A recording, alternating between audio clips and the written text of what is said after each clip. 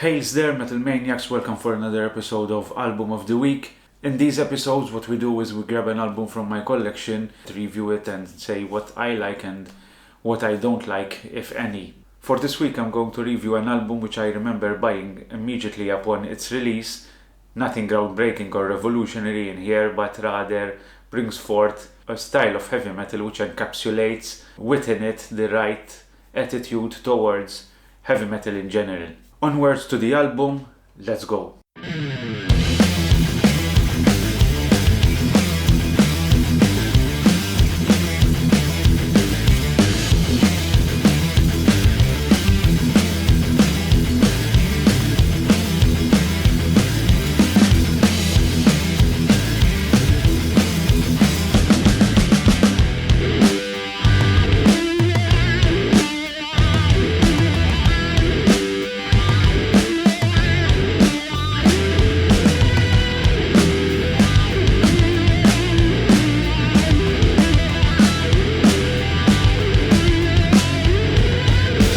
Thanks for joining us again for another video on the Ironheart channel. Our job here is to review albums, suggest bands, review festivals, talk about cultural aspects of heavy metal in general. So if this is a subject which is close to your heart, please consider subscribing, liking and sharing this video on social media. So as I said in the introduction, today I'm going to talk about an album which I listen quite frequently to. It brings forth a style which was synonymous with the early 80s and evolved onwards from there, and I am speaking about the album Satanic Royalty by the band Midnight, released in 2011 by Hell's Headbangers Records. So I remember way back, I was at the time browsing through metal forums. There was a post by someone who said check out this band which incorporates influences from Venom, Motorhead, Sodom. Obviously with those kind of criteria, I challenge any metalhead not to be interested in checking out such a band, and so I did, and it was actually the EP by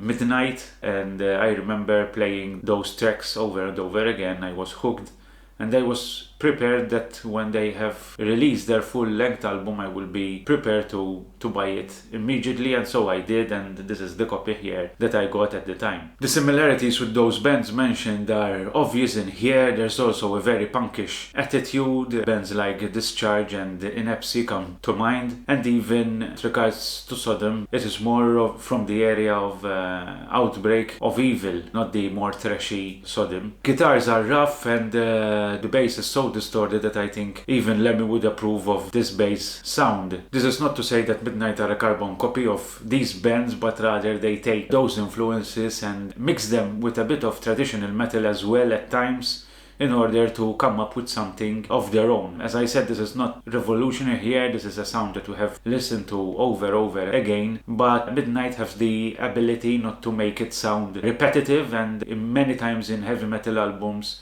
it's not about being groundbreaking as far as I'm concerned, but about creating something that can grab the attention of the listener throughout the whole album. The man behind the band goes by the stage name of Atenar, who was in quite some bands throughout the years, namely with the 80s thrash metal band Distractor, who was with them not in the 80s but early 2000 for about 10 years or something like that, and in 2007 he released with them an album called Forever in Leather, which I have over here.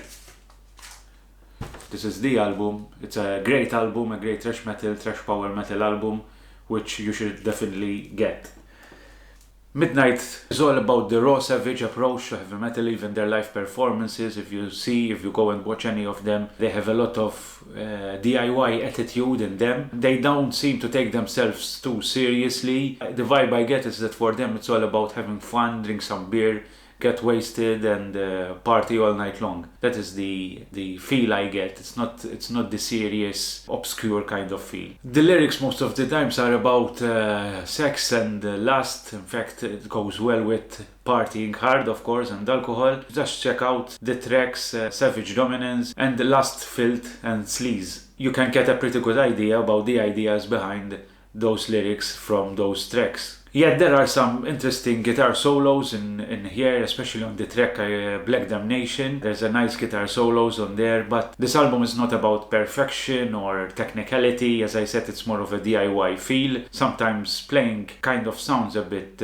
sloppy at times, but it adds to the charm. I repeated myself in different videos throughout these last few weeks that metal is not about perfection, it's about the approach and the attitude. The attitude is really the essence of metal. And the ability from the composer on this album, Matenar, to keep the same formula throughout the whole album, but yet giving us diversity in these tracks, and that shows a great ability in composing music in general. Favorite track on here is You Can't Stop Steel, and who would not agree with that, because definitely nobody will ever stop steel. Anyways, if you're in the mood for sex, drugs and rock and roll, or organizing a house party, Corona permitting, of course, this album is the perfect soundtrack for you, because it will up the tempo and it will bring a lot of energy to the whole party basically. So just let loose and enjoy. So that is all for this week's album of the week. I hope you enjoyed the information about this record. You will have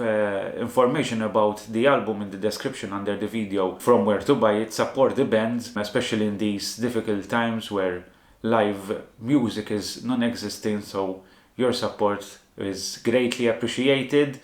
Speaking of support, if you haven't done so yet, please subscribe to this channel. If you are a metalhead and you want to follow our videos, there's the bell as well, so you are notified when we put something on. Like, share the video, anyways, the usual things to do to support our channel. There's nothing for me left to say. Until then, stay safe and metal on. Cheers.